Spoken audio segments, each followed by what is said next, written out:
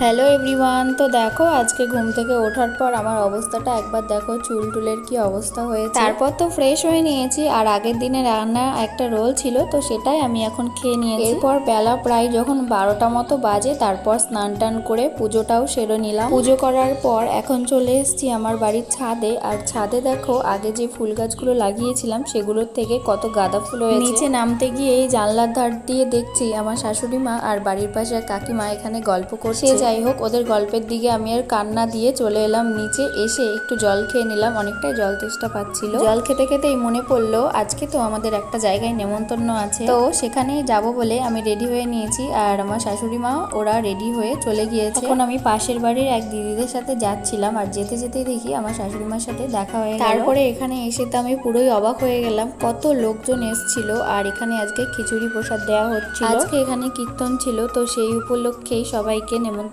করা হয়েছিল। আজকে তোমাদের এই আমার ভিডিওটার ভয়েস কেমন লাগবে আমি জানি না, আমি অনেকটা তাড়াহুড়ো করে ভয়েসটা দিচ্ছি। চলো তাহলে টাটা।